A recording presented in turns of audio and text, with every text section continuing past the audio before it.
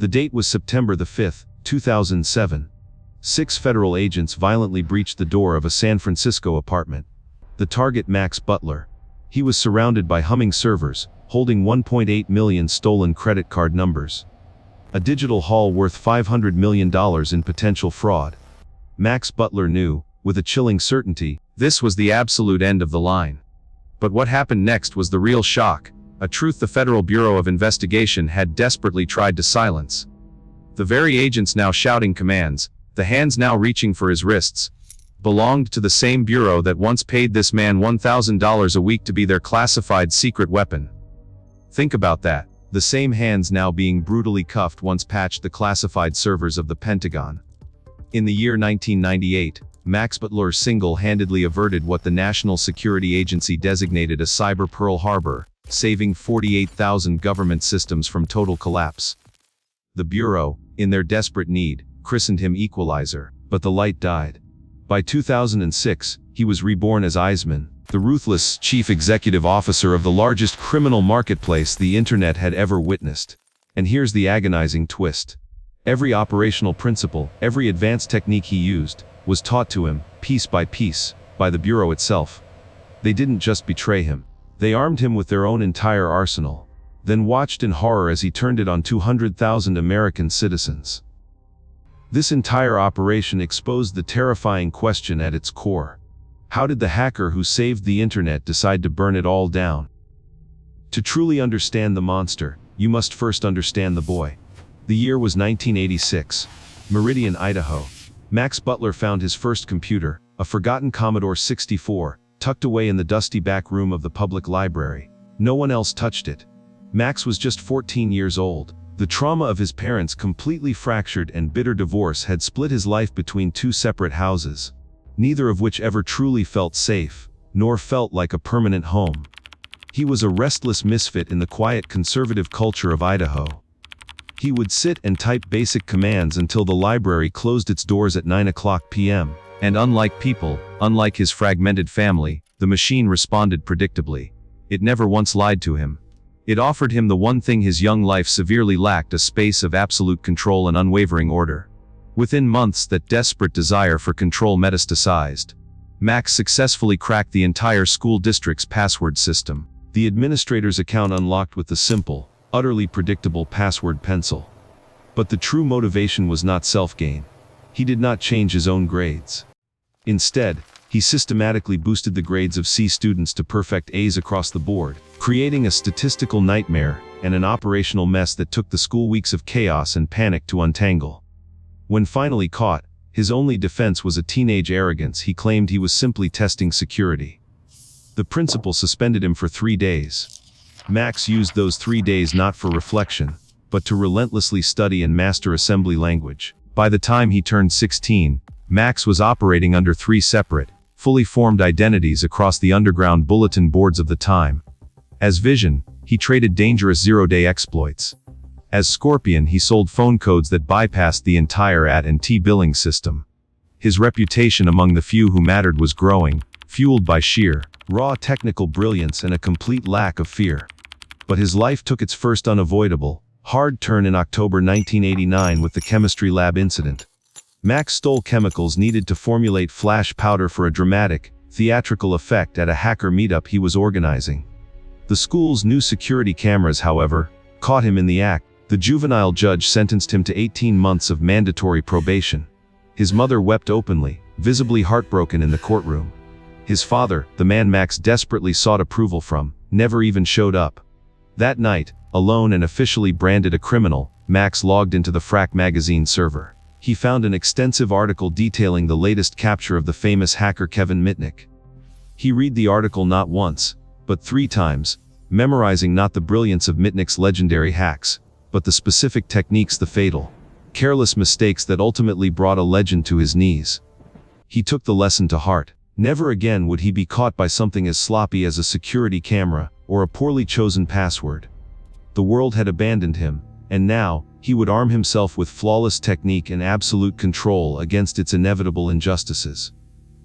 Seattle, 1994. Max finally landed a legitimate network administrator job at Telrust Communications. a starting salary of $32,000. It was a step toward normalcy, but Max was incapable of staying within the lines. On his second day, he installed a packet sniffer, designed to harvest passwords from company workers who foolishly reused credentials across systems. When management discovered he was running a black market wares server, distributing pirated software using the company's bandwidth, they fired him within 6 weeks. He drove straight to San Francisco that very night. The Bay Area tech scene was built on misfits. Max rented a cheap room in Berkeley, surviving on instant ramen noodles and stolen Wi-Fi. He built an advanced reference archive of current network intrusion signatures, a comprehensive database tracking 3,200 different attack patterns. Security professionals began to bookmark it. The Federal Bureau of Investigation noticed, too. Special Agent Nick Bennett from the San Francisco Cyber Squad called him in January 1996. Would Max consider sharing intelligence about emerging threats? Unofficially, of course. Without paperwork, just casual conversations between professionals. Agent Bennett had no idea he was recruiting the man who would become the Bureau's most devastating failure. For 2 years, Max fed the FBI tips Russian hackers, Chinese groups probing defense contractors. Max felt a sudden surge of importance. He felt validated, valued. His formidable skills finally served a purpose beyond mere destruction. Then came the catastrophic bind vulnerability. It was January 1998. On the software running domain name system on 80% of the internet's servers, a critical buffer overflow vulnerability appeared. This flaw was so severe that anyone could execute remote commands with root privileges on the affected systems. The Internet Software Consortium released a patch immediately, but almost no one bothered to install it. Max ran a scan across 45,000 government servers. Only 2% had updated. The Pentagon was running vulnerable versions. So were the National Aeronautics and Space Administration, the State Department, and classified nuclear research facilities. A single, well-written worm could have toppled the entire Internet's infrastructure within mere hours. Max stared at his screen for 3 straight days, running endless scenarios. How many servers could one person actually save? And what if, he reasoned, saving them required breaking into them first? The date was March 12, 1998. Max launched his worm from a public internet cafe, routing it through compromised university servers. The code spread exponentially, hitting 8,000 machines within 6 hours, 20,000 within 12 hours.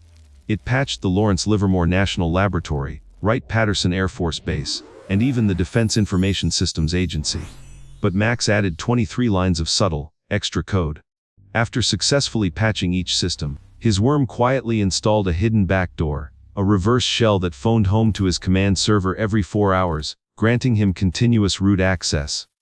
He desperately told himself it was just insurance, a way to verify the patches worked correctly. But the dark truth settled heavily. He now controlled more government computers than any hacker in history. The equalizing light was fading, replaced by the deep, dark crack of temptation. The Air Force caught the intrusion first. Within days, the digital breadcrumbs, though heavily masked, led directly to 2468 Shattuck Avenue, Berkeley Max Butler's apartment. The date was July 2, 1998.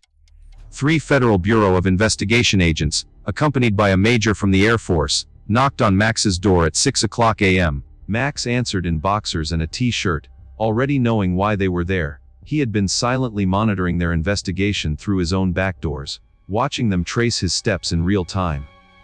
Agent Nick Bennett looked at him with an expression of personal betrayal.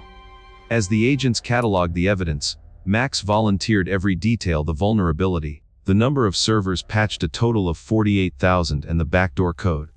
He even rambled incoherently about preventing a cyber catastrophe while being cuffed to his kitchen table. Agent Bennett cut him short, his voice heavy with disappointment. "You had root access on classified military systems. You could have started World War III. Max shook his head immediately. "I stopped World War III. Someone working for a foreign government would have found that bug sooner or later." The agents exchanged glances. Bennett excused himself and made a phone call. 20 minutes later, he returned with an offer that sounded like a bad movie plot. The Federal Bureau of Investigation was proposing a deal: become their inside man, their paid informant, or face 25 years in federal prison.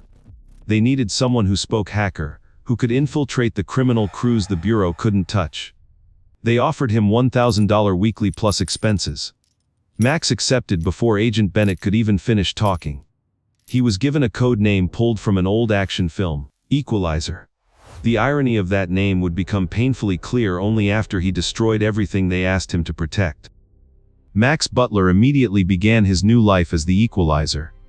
His handler was Special Agent Chris Tarbell, a former Army intelligence officer who spoke like a drill sergeant and thought like a chess player. Tarbell's job was to harness Max's genius, and Max's job was to infiltrate the criminal crews the Federal Bureau of Investigation couldn't even touch. Max's first mission was simple yet crucial: infiltrate the Inner Circle, a notorious crew of phone freaks who had been hijacking private branch exchange systems to sell international calling cards. Max, using his deep understanding of the underground's social dynamics, created a new identity: Bishop. He spent 2 weeks building a believable history on the obscure forums. He offered the crew custom-made tools and quickly earned their unwavering trust, getting invited into their private, encrypted channels. Within a single month, he had gathered real names, home addresses, and conclusive evidence of $2 million in total telephone fraud. The arrests made headlines across the nation, and the Inner Circle never once learned the identity of the person who had meticulously burned them to the ground. Next came the annual DEF CON convention in Las Vegas in July 1998. The Federal Bureau of Investigation sent Max with a concealed recording device and $3,000 in cash. His mission was to map the hacker underground's shifting power structure. Max played poker with the LROP-8T crew, exchanged encrypted pretty good privacy keys with 63 different hackers. His final report ran to an astonishing 147 pages. The Bureau considered it the single most comprehensive intelligence ever gathered on the hacker community. Max had proven his worth. He was undeniably the best asset they had. But the moral crack was about to deepen dangerously. In September 1998, Agent Tarbell assigned Max the case of Tim Spencer. Spencer ran a legitimate security consulting firm in San Francisco, but the Federal Bureau of Investigation suspected he was secretly maintaining backdoors in his client systems. They wanted Max to wear a wire, befriend Spencer at security conferences, and record their private conversations. Max knew Spencer. They had shared beers and swapped war stories about the early days of hacking. Spencer had a wife, 2 small children, and a heavy mortgage. This, Max realized with absolute clarity, was not about catching dangerous criminals. This was about destroying an innocent man's family and life. Max finally found the line he would not cross. He called a private lawyer and refused the assignment. The Federal Bureau of Investigation's response was immediate and utterly brutal: a grand jury subpoena. When Max stood firm and refused to testify against his friend, the Bureau retaliated by charging him with 15 counts: computer intrusion, conspiracy, and unlawful interception of communications. Each count carried a maximum sentence of 5 years. Do the math. The deal was off. Max was facing a total of 75 years in federal prison. Helping the Federal Bureau of Investigation, the very organization that he had saved from ruin, had not secured his freedom. It had become his death sentence. The lesson was final, searing, and undeniable: loyalty did not pay. In the eyes of the system, an Equalizer was just another tool to be used, then discarded, or broken entirely. Federal Correctional Institution, Taft, California. The year was 2001. Max entered prison, stripped of his identity and his pride, assigned to a minimum security dormitory. His cellmate ran a methamphetamine ring from a contraband Nokia. Max stayed quiet. He read network security books from the prison library and counted the total number of days: 547. He walked out in January 2003 with $31 and a felony conviction that instantly barred him from any legitimate tech job. San Francisco, 2003. Max was couch surfing, picking up freelance coding work using fake names, building obscure websites for cash-only clients. Then he discovered Carter's Market, Dark Market, and Scandinavian carding forums. These were the digital bazaars where stolen credit card numbers sold for as little as $1 to over $100, depending on the issuing bank and credit limit. A Wells Fargo Platinum card with a $50,000 limit fetched $85. Max realized he understood both the defensive side and the offensive side better than any of these vendors and rippers understood themselves. He adopted a new handle: Iceman. Not after the old fictional Top Gun character, but because he truly felt nothing when he stole. No guilt, no fear, just the cold, pure logic of calculation. His first hack targeted Pizza Hut's point-of-sale systems, poorly secured Windows machines running unpatched, ancient software. He wrote a custom rootkit that captured 40,000 credit cards in memory before encryption, uploading the data to anonymous servers every night at 3 a.m. 120 Pizza Hut locations were compromised. But Max needed someone to convert the digital numbers into physical cash. Enter Christopher Aragon, street name John Dillinger, a 38-year-old career criminal from Orange County. Aragon handled the real-world operations, encoding magnetic strips, recruiting shoppers, and laundering money through gift cards and casino chips. Max handled the digital world, hacking retailers, managing databases, and maintaining operational security. They split the profits 50-50. This was the perfect, terrifying synergy. Max's unrivaled network skill, armed with the classified lessons of the Federal Bureau of Investigation, combined with Aragon's street-level ruthlessness. By 2005, Max was controlling botnets spanning over 100,000 infected computers, allowing him to launch massive, distributed attacks against payment processors while his real intrusions slipped through completely unnoticed. The seeds of the empire were sown. The underground forums frustrated Max. Rival administrators banned him for aggression. Vendors sold useless, canceled cards. Max saw profound inefficiency everywhere. 4 major forums competed for the same user base, completely fragmenting the criminal market. Max decided he would be the solution.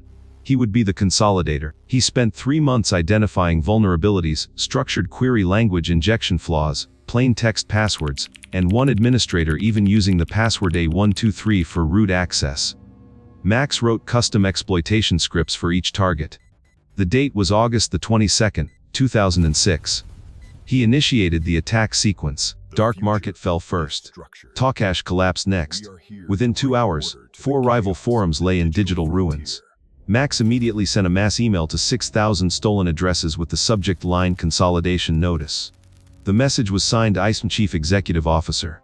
The underground erupted, but Max promised professional standards. Within a week, Carter's Market processed $100,000 in transactions. Max took a 2% commission. But success bred paranoia. Max suspected infiltration. He implemented counter-surveillance, routing all traffic through 7 proxy servers. One account troubled him, Master Splinter. Max began feeding Master Splinter entirely false information, creating a parallel universe of worthless intelligence. He believed he had outsmarted the Federal Bureau of Investigation again. But what Max didn't know was that Master Splinter was just one of 6 undercover accounts. The Federal Bureau of Investigation had been inside his operation since day one. His ego, his need for absolute control, had become his single fatal flaw. The end came not from a flaw in his code, but from the flaw in his partner. Max's accomplice, Christopher Aragon, was caught trying to use a fake card. The Secret Service seized Aragon's phone, finding the ultimate prize, Max Butler's phone number. The Federal Bureau of Investigation tracked Max's routine, logging in only between 2 p.m. and 4 p.m. always from the same district. Using signal triangulation, they found him in the Oakwood complex. The door exploded inward. Max raised his hands. In the elevator, he asked the arresting agent how they found him. The agent simply said, "You got sloppy." But Max knew better. It was not sloppiness that caught him, it was his ambition. He was sentenced to 13 years. The question that haunts the Bureau remains: how did the hacker who saved the internet decide to burn it all down? Don't miss the next truth. Subscribe now to unlock the secret files.